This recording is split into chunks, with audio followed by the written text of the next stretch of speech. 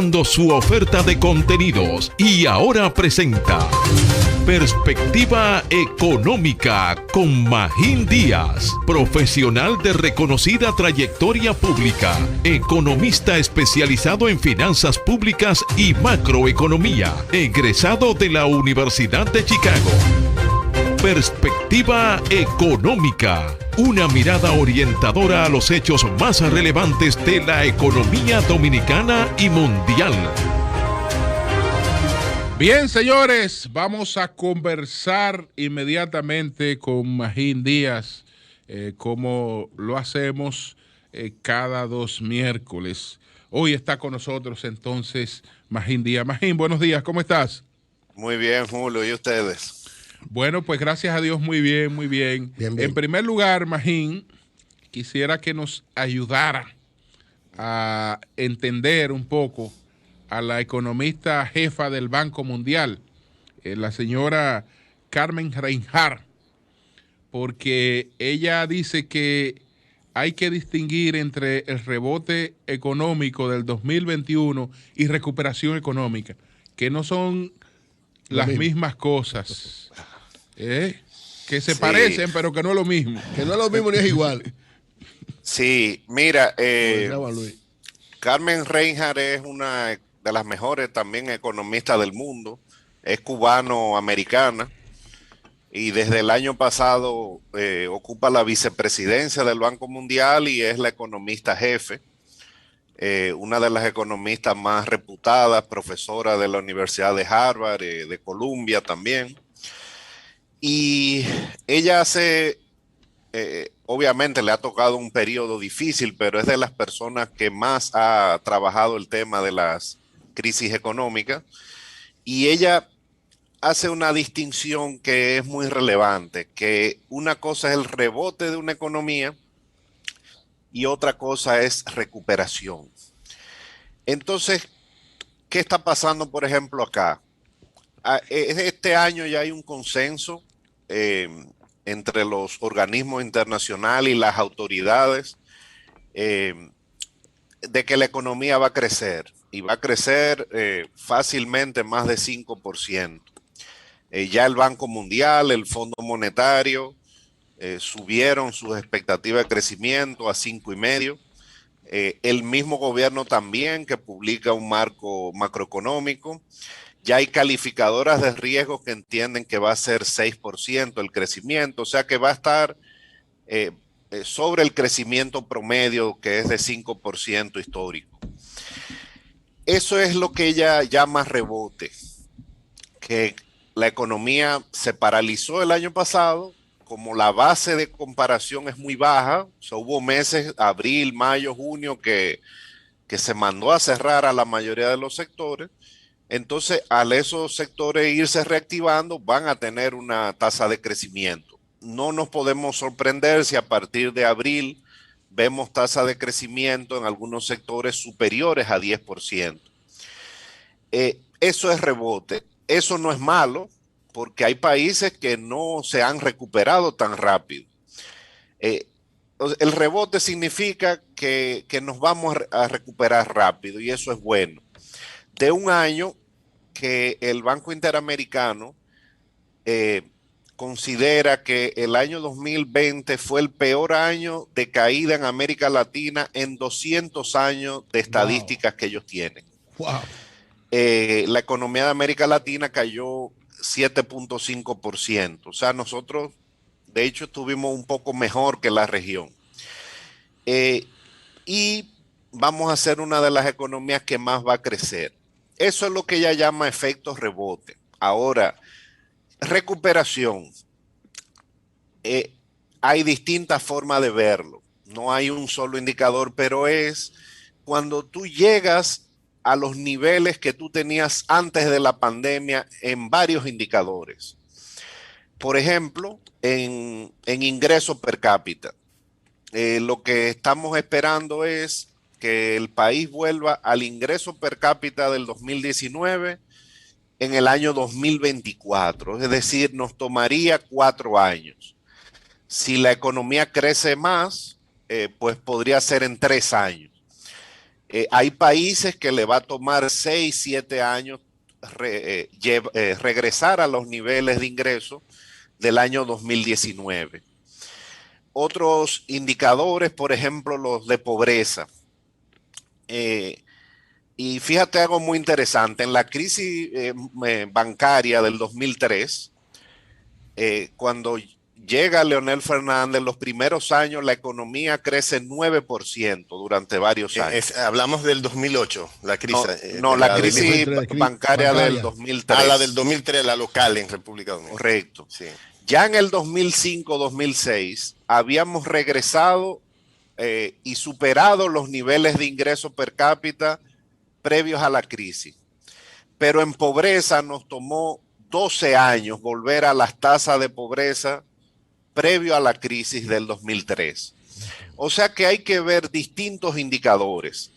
En el caso de esta crisis, gracias a los programas de transferencia que se hicieron, la pobreza aumentó muy poco. Según el Ministerio de Economía, aumentó solo 2 puntos porcentuales. Eso significa que en 1 o 2 años, pues volveremos a los niveles anteriores a la crisis. Otros indicadores que podemos ver, por ejemplo, el empleo. Antes de la crisis llegamos a tener cotizantes en la seguridad social, que es un indicador que uno puede ver, casi 2 millones de empleados. Durante la crisis eso bajó a 1.400.000. Ahora estamos en diciembre, a febrero, perdón, en 1.700.000 cotizantes. Entonces, recuperación es cuando un conjunto de indicadores regresan a los niveles previos a la crisis.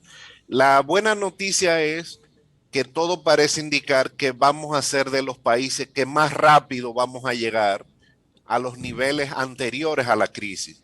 Puede ser en 2 años, 3 años, en algunos casos. Hay otros países que parece que le va a tomar más de 5 años llegar a los niveles anteriores a la crisis. Entonces, este año hay un efecto rebote que es importante. Significa que la economía se ha recuperado rápido, pero el reto es a partir del 2022 mantener eso para volver a esos indicadores tanto macroeconómicos como sociales, porque hay que verlo todo. Esa es la diferencia que hace la doctora Reinhardt sobre lo que debe considerarse recuperación después de una crisis. Magín, hay una, digamos, preocupación sobre todo de los sectores exportadores, la baja que ha tenido el dólar, para muchos puede ser positiva, para otros puede ser negativa. ¿Cómo tú evalúas, qué tú piensas que va, en la medida en que se esté dando esa recuperación, el dólar volverá a estabilizarse en una subida leve, pero que beneficie al sector exportador? ¿O tú piensas que mientras se dé esta situación mantendremos el dólar de esa manera? Mira, yo me río porque ahora no quieren que el dólar baje. Ahora sí, ahora es malo. Ahora es malo que baje. Entonces, decía un profesor mío que si él sabía lo que iba a pasar con el tipo de cambio, pues no estuviera dando clases. Fuera multimillonario. Exacto, porque es un poco ciencia y es un poco arte. Aquí estamos acostumbrados y nos acostumbramos en los últimos 15 años a que hubiera una depreciación de 4% al año más o menos, razonable. Y el consenso que hay en economía es que eso es bueno, que el tipo de cambio se vaya moviendo lentamente. El problema es cuando se mueve muy bruscamente. Por ejemplo, el año pasado la depreciación fue 10% y eso trajo nerviosismo en algún momento. La mayoría de los países dejan flotar sus monedas y hay variaciones de 20, 30, 40%. Y yo creo que el país no está preparado para eso. Entonces el Banco Central hace su política tratando de evitar esos movimientos bruscos. Entonces, en medio de una crisis tan grande, el año pasado una depreciación de 10% fue un buen manejo del tipo de cambio ante ese shock externo tan grande. Ahora, el tema es que las remesas han crecido muchísimo más de 30%, hubo emisiones de bonos soberanos, el Banco Central pudo recomponer su reserva y es un tema de oferta y demanda. Los bancos se posicionaron en dólares el año pasado y entonces hay un exceso de oferta en el mercado que ha hecho bajar el tipo de cambio. Ahora el gobernador que ha dicho, no lo puedo dejar bajar mucho, porque el mismo tipo de cambio más depreciado es el que va a ayudar al turismo y a los exportadores. Entonces son dos caras de una moneda. Yo creo que el Banco Central no lo va a dejar bajar mucho más de 57 y luego de que se estabilice y que se vaya recuperando la actividad económica, va a ir buscando su depreciación, digamos, histórica de 3-4% al año.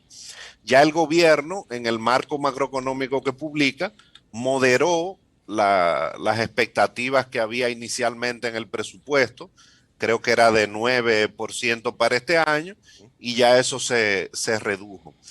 Entonces, es un equilibrio. A los importadores les conviene que el tipo de cambio sea lo más bajo posible y a los exportadores lo más alto. Yo creo que a la economía pues ya estaba equilibrada con un tipo de cambio de entre 58 y 59 y por ahí se mantendrá en los próximos meses porque no se ven problemas de escasez de divisas en los próximos meses. Y eso es lo que va a monitorear el Banco Central. Yo creo que por ahí viene la cosa. Ya dijo el presidente que la reforma fiscal tiene que hacerse y es este año que hay que hacerla. Que es el gran reto, dice él. ¿Por dónde empezar? ¿Qué hacer? Bueno, como por decía el Lenin, ¿qué hacer? Siempre al final, yo por más macroeconomista que quiero ser, siempre me terminan preguntando de impuestos. De impuestos siempre. ya tengo ese letrero ahí. No, y está el tema, más de que hay gente que entiende que tiene mucho que pagar y otros que no pueden pagar. Sí, decir, pero podemos hacer un programa completo vamos a hablar con Antonio de 7 a 11 para hablar solo de impuestos. Solo de impuestos, pero yo creo que en plena crisis, ¿de dónde nos agarramos? Es que podemos hablar. Ya de hecho en la mayoría de los países de América Latina se han formado comisiones. En Chile, por ejemplo, se formó una comisión que tiene hasta el mes de junio para hacer una propuesta al Ministerio de Hacienda. Y en Colombia el presidente ya va a mandar la reforma tributaria en las próximas semanas. Ya es inminente que se envíe. Esa es la gran discusión en Colombia. Yo creo que... La llamada, más en Estados Unidos, el llamado del presidente Biden e incluso de la propia Janet Yellen, de que los países adopten poner impuestos a la actividad productiva. No, ella lo que ha sugirió en el día ayer o antes de ayer, que ella ya lo había dicho, es un impuesto mínimo a las multinacionales en el mundo. Eso va a tomar tiempo, es controversial, pero si lo está diciendo la jefa de la política fiscal de Estados Unidos, va a ser un tema relevante. En el caso dominicano, yo he dicho que se puede empezar a hablar. No necesariamente hay que aplicarla este año, pero el presidente sabe que hay restricciones fiscales muy fuertes. Ahora, ¿por qué yo siempre digo empecemos por el principio? Porque tenemos que saber de qué monto queremos la reforma para poder hacer un diseño en base a eso. Un diseño que no es solo económico, no, una reforma no es solo lo que digan los economistas, es el diseño legal del sistema tributario. Hay que escuchar de diversos sectores. Decía un profesor muy famoso de política tributaria que los códigos tributarios había que cambiarlos cada 20 años. Y el de nosotros va a cumplir 30 años. Se ha ido modificando con parche muchas veces. Pero yo lo que creo que primero es un equilibrio.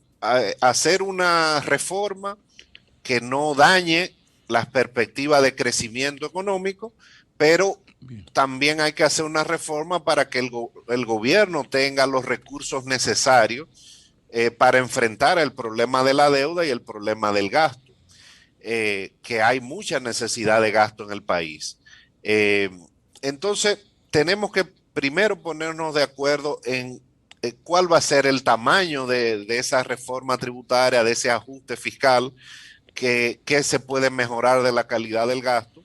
Y entonces, en base a eso, nos daremos cuenta que magia no hay. Si se quieren aumentar las recaudaciones, habrá que tocar el impuesto sobre la renta, el ITEVI, lo selectivo. No va a haber un impuesto mágico que te resuelva el problema. Va a haber que tocar las grandes figuras del sistema tributario, sobre todo, y fortalecer figuras que aquí recaudan muy poco comparado con otros países, como el impuesto a la propiedad, por ejemplo.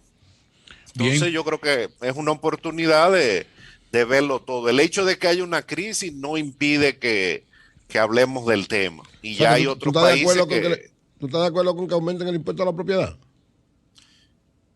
Yo creo que se debe recaudar más. En América Latina se recauda en promedio un 1% del PIB de impuesto a la propiedad, del IPI, y aquí se recauda 0.06. Somos el país que menos recauda. Entonces, esa es una de las figuras que no es uno de los pilares del sistema tributario, pero debe ser uno de los impuestos que complemente la base recaudatoria del país, sin duda. Bueno, Magín. La botaste ahí, Magín. Magín, es duro. Gracias. Es duro en medio de esta crisis hablar de que le va a aumentar limpia a la gente. Es duro. Ay. Yo creo que la sociedad tiene que sentarse como se sentó en el año 90, 91 y salió una buena reforma en el año 92. Piensa que... Bueno, terminamos ya, terminamos. Bueno, pues gracias, Magín. Muchas gracias. ¿Cómo no? Gracias a ustedes.